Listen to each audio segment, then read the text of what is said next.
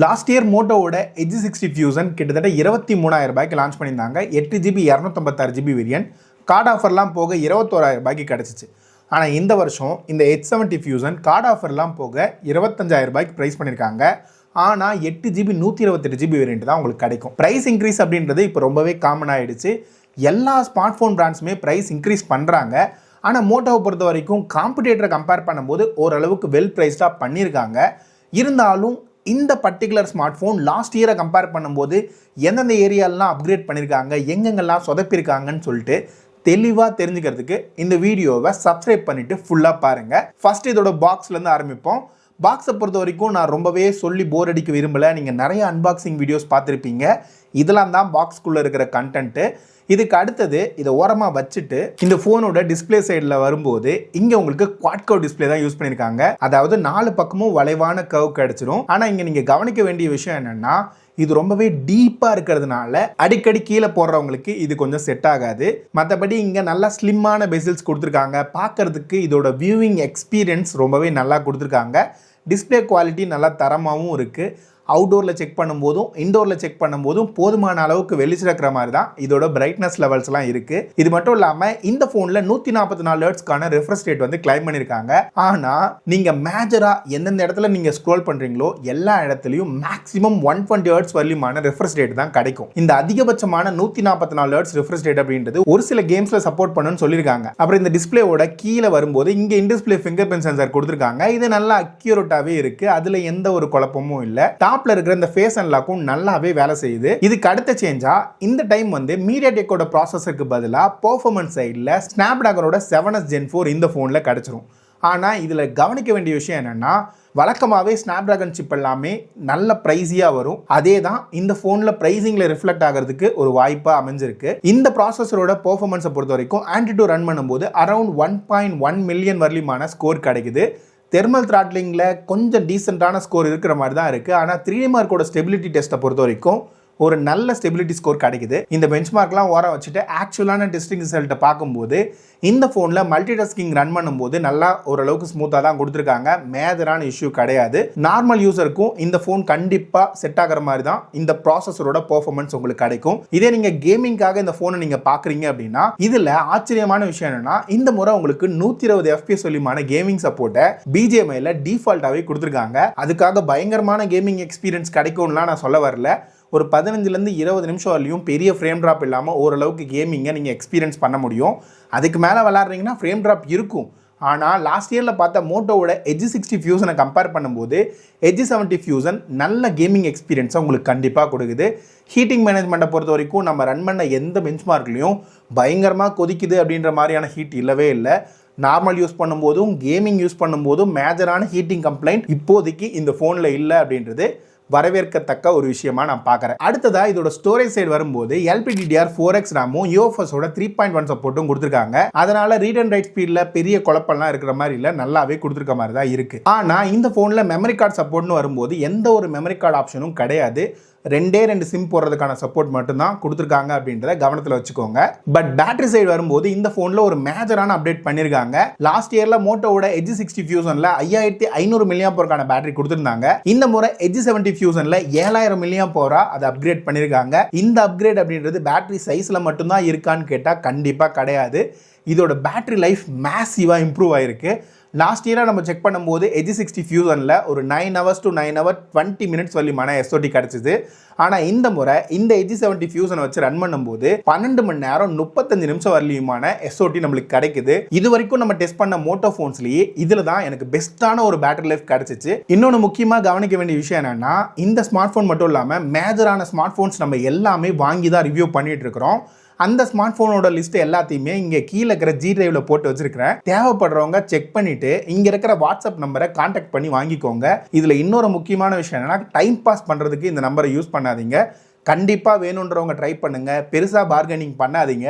ஏன்னா அடுத்தடுத்த ரிவ்யூ பண்ணும்போது நீங்கள் பார்கெயின் பண்ணி ஒரு ப்ரைஸை கம்மி பண்ணிட்டீங்க அப்படின்னா இன்னொரு ரிவ்யூ வரதுக்கான ஒரு வாய்ப்பையே அது குறைச்சிடும்.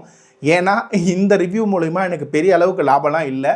உங்களுக்கும் பயன் இருக்கணும், எனக்கும் இன்ட்ரெஸ்ட் இருக்குது அப்படின்றதுனால தான் இதை நான் தொடர்ந்து பண்ணிகிட்ருக்கேன். அதுக்கான சப்போர்ட்டை முடிஞ்சால் சப்ஸ்கிரைப் பட்டன் வழியாக தாங்க. இதில் இருக்கிற இந்த அஃபிலியேட் லிங்க்கை கிளிக் பண்ணி ஏதாவது ஒரு ப்ராடக்ட் வாங்குறீங்கன்னா அது வழியாக நம்ம இன்னொரு ஃபோன் வாங்குறதுக்கும் இந்த சேனலை சஸ்டைனபிளாக ரன் பண்ணுறதுக்கும் யூஸ்ஃபுல்லாக இருக்கும். அதுக்கு அடுத்தது இந்த ஃபோனோட சார்ஜிங் டெஸ்ட் ரன் பண்ணும்போது எனக்கு 68 வாட்கான சார்ஜிங் வழியாக 1 hour 6 minutes வரலியுமான சார்ஜிங் டைம் கிடச்சிச்சு. இதுவுமே இந்த பேட்டரி கெப்பாசிட்டியை வச்சு பார்க்கும்போது ஒரு நல்ல சார்ஜிங் டைமாக தான் நான் பார்க்குறேன். தென் இந்த ஃபோனோட டிசைனை பற்றி பேசும்போது யூஸ்ஃபுல்லான அதே மோட்டோ டிசைன் தான் இந்த டைமும் கொடுத்துருக்காங்க. என்ன கலர்ஸில் ஒரு சின்ன சின்ன சேஞ்சஸ்லாம் பண்ணியிருக்காங்க. பிடிக்கிறதுக்கு நல்லா கிரிப்பியாக இருக்குது. இந்த பேக் சைடு லாஸ்ட் டைமில் பார்த்த கலரோட ஒரு சின்ன ட்விக் பண்ணியிருக்க மாதிரி ஒரு ஃபீல் ஆகுது. கார்னர்ஸ் வந்து கொஞ்சம் ஷார்ப்பாக இருந்துச்சு லாஸ்ட் டைம், இந்த முறை நல்லாவே ரவுண்ட் பண்ணியிருக்காங்க. அதனால ஒரு ப்ரீமியம் எக்ஸ்பீரியன்ஸை கொடுக்கக்கூடியதாக இருக்குது. இது மட்டும் இல்லாமல் இந்த ஃபோனில் உங்களுக்கு IP69 ரேட்டிங் இருக்கிறதுனால தெரியாமல் தண்ணிக்குள்ளே விழுந்தா ஓரளவுக்கு காப்பாற்றிடலாம். ஃப்ரண்ட்டில் உங்களுக்கு கார்னிங் கொரில்லா கிளாஸ் 7க்கான ப்ரொடெக்ஷன் கிடச்சிரும். ஓரளவுக்கு ட்ராப் ரெசிஸ்டன்ஸை இது வழியாக உங்களால் எதிர்பார்க்க முடியும். சைட் ஃப்ரேம்னு பார்க்கும்போது உங்களுக்கு பிளாஸ்டிக்காக தான் கொடுத்துருக்காங்க. பேக்கில் உங்களுக்கு லெதர் ஃபினிஷிங் கிடச்சிரும். இங்கே ஓவராலாக டிசைன் அண்ட் பில்டு குவாலிட்டின்னு பார்க்கும்போது நல்லாவே பண்ணியிருக்காங்க.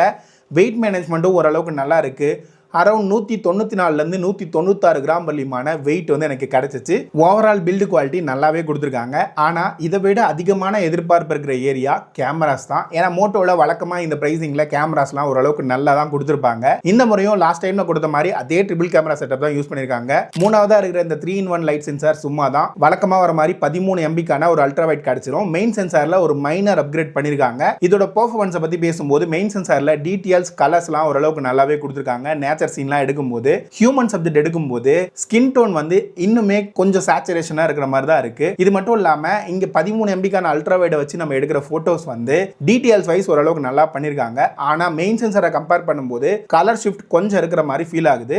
அடுத்ததா இங்கே போர்ட்ரேட் வழியா 24mm 35mm 50mm சொல்லி 3 டிஃப்ரெண்டான போர்ட்ரேட் ஆப்ஷன்ஸ்லாம் கொடுத்துருக்காங்க. இதை வச்சு நீங்க நேச்சர் சீன்லாம் எடுக்கும்போது ஒரு நல்ல அவுட்புட்டை நீங்க எதிர்பார்க்கலாம். ஹியூமன் சப்ஜெக்ட் போகும்போது உங்களுக்கு அவுட்புட் நல்லா இருக்கு, அதுல குழப்பம் இல்லை. ஆனால் எங்க குழப்பம் இருக்குன்னா இங்க நீங்க போட்டோஸ்ல பார்க்கும்போது போர்ட்ரேட் மோட்ல மேஜரான ஏரியால காதுல இருக்கிற தோட காணும். அந்த தோட கண்டுபிடிச்சு தர மாதிரி ஒரு ப்ராப்பரா கன்சிஸ்டன்டான ரிசல்ட்டை ஏதாவது ஒரு சாஃப்ட்வேர் அப்டேட் வழியா தந்தா நல்லா இருக்கும்னு எனக்கு ஃபீல் ஆகுதுப்பா. அடுத்தது இங்க உங்களுக்கு ஃப்ரண்ட்ல 32 MBக்கான சென்சார் கொடுத்துருக்காங்க. போட்டோஸ் வழக்கமா வர மாதிரி டீசெண்டா தான் இருக்கு. ஆனா இந்த முறை என்ன சொதப்பிருக்காங்கன்னா ஸ்கின் டோன் வந்து அந்த அளவுக்கு ரொம்ப ப்ராப்பரா இருக்கிற மாதிரி இல்ல. ஏதோ கொஞ்சம் கலர் வந்து கொஞ்சம் வேரியேஷன் இருக்கிற மாதிரி ஒரு ஃபீலை கொடுக்குது. இங்க வீடியோ ரெக்கார்டிங் சைடு வரும்போது பேக்ல உங்களுக்கு 4K 30 FPS சொல்லிமான ரெக்கார்டிங் சப்போர்ட் கொடுத்துருக்காங்க. ஸ்டெபிலிட்டி வைஸ் ஓரளவுக்கு டீசெண்டா இருக்கு. ஓவரால் அவுட்புட்டும் ஓரளவுக்கு டீசெண்டா கொடுத்துருக்க மாதிரி இருக்கு. ஃப்ரண்ட்லயுமே உங்களுக்கு 4K 30 FPS சொல்லிமான சப்போர்ட் கொடுத்துருக்காங்க. இதோட அவுட்புட் நீங்க பார்க்கும்போது உங்களுக்கு என்ன தோணுது அப்படின்றத கீழே இருக்கிற கமெண்ட்ஸ்ல தட்டி விடுங்க. தென் இந்த போனோட ஸ்பீக்கர் குவாலிட்டியை பத்தி பேசும்போது இங்க உங்களுக்கு 2 ஸ்பீக்கர் கொடுத்துருக்காங்க. இதோட அவுட்புட் நல்லா தரமா தான் கொடுத்துருக்காங்க.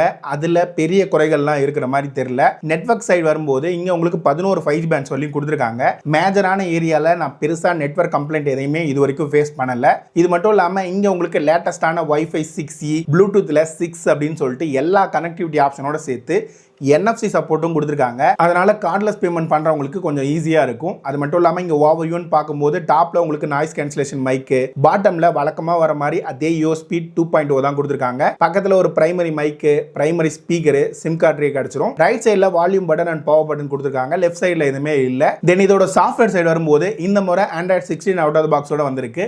உங்களுக்கு 3 வருஷத்துக்கான OS அப்டேட்டும் 5 வருஷத்துக்கான செக்யூரிட்டி பேட்ச் அப்டேட்டும் ப்ராமிஸ் பண்ணிருக்காங்க. இங்க சாஃப்ட்வேர் எக்ஸ்பீரியன்ஸா பார்க்கும்போது லாஸ்ட் இயரை கம்பேர் பண்ணும்போது இந்த முறை பாக்ஸை ஓப்பன் பண்ணதும் பெரிய அளவுக்கான குறைகள் இல்லை. ஸ்லைட்லி அனிமேஷன்ஸ்லாம் இம்ப்ரூவ் பண்ணியிருக்காங்க. நிறைய அனிமேஷன்ஸ் ஆப்ஷன்ஸையும் உங்களால் பார்க்க முடியுது. ஆனால் கன்சிஸ்டண்டான ரிசல்ட் கிடைக்குதான்னு கேட்டால் இல்லை. கொஞ்சம் ஜர்க்காகி தான் ஓப்பன் ஆகி க்ளோஸ் ஆகுது அப்படின்ற மாதிரி தான் நிறைய அனிமேஷன்ஸ்லாம் இருக்குது. அதை இன்னுமே அந்த நத்திங்லேருந்து ஏதாவது ஒரு இன்ஜினியர்ஸை ஹையர் பண்ணி இதெல்லாம் இன்னும் கொஞ்சம் என்ஹான்ஸ் பண்ணால் நல்லா இருக்கும்னு எனக்கு ஃபீல் ஆகுது. இப்போதைக்கு சாஃப்ட்வேர் எக்ஸ்பீரியன்ஸ் மிக்ஸ்டான ஒரு ஃபீலை தான் கொடுக்குது. ரொம்ப பெஸ்ட்டாக இருக்குன்னுலாம் சொல்ல முடியல. அப்புறம் ஆப் ஓப்பனிங் ஸ்பீடு, க்ளோசிங் ஸ்பீட்லாம் ஓரளவுக்கு பார்க்க நல்லா இருக்கிற மாதிரி இருக்கு. மல்டி டாஸ்கிங்கும் டீசெண்டாக கொடுத்துருக்காங்க. இது மட்டும் இல்லாமல் மோட்டோவில் வர வழக்கமான மோட்டோ ஜெஸ்ஸஸோட சேர்த்து ஏஐக்கான சில ஆப்ஷன்ஸும் கொடுத்துருக்காங்க. ப்ரைஸிங்னு வரும்போது இந்த ஃபோனை பொறுத்த வரைக்கும் முன்னாடியே சொன்ன மாதிரி தான் 8GB 128GB வேரியன்ட் இப்போதைக்கு 25,000 ரூபாய்க்கு கார்டு ஆஃபர் போக கிடச்சிட்டு இருக்கு. ஆனால் நான் கேள்விப்பட்ட வரைக்கும் இன்னும் ஒரு 2-3 வாரத்திலேயே நிறைய ப்ரைஸ் இன்க்ரீஸ்லாம் வரப்போகுது. 2026 செகண்ட் ஹாஃபில் வாங்குறவங்களுக்கு கொஞ்சம் திகில் ஊட்டுற மாதிரி தான் இதோட ப்ரைஸிங்லாம் போக போக இருக்க போகுது. அதனால் இந்த வீடியோ பார்த்து முடித்த உடனே தேவைப்படுறவங்க வாங்கிக்கோங்க. இதை வாங்கிக்கோன்னு சொல்கிற மாதிரி தான் இதில் இருக்கிற டிஸ்பிளே குவாலிட்டி நல்லா கொடுத்துருக்காங்க. பேட்டரி லைஃப் ரொம்பவே சூப்பராக இருக்குது.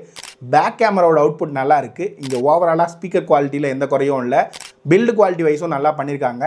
சாஃப்ட்வேர் எக்ஸ்பீரியன்ஸை தவிர்த்துட்டு நீங்கள் எனக்கு ஒரு நல்ல எக்ஸ்பீரியன்ஸ் வேணும்னா இந்த ஃபோனை நீங்கள் கன்சிடர் பண்ணலாம். இந்த ஃபோன் வாங்குறதுக்கு லிங்க் வேணும்னா இது பக்கத்தில் தான் எங்கேயாவது இருக்கும், கிளிக் பண்ணி பர்ச்சேஸ் பண்ணிக்கோங்க. அடுத்து என்ன வீடியோ வேணும், இந்த ஃபோனை எதோட கம்பேர் பண்ணலாம் அப்படின்றத கீழே இருக்கிற கமெண்ட்ஸில் சொல்லுங்கள்.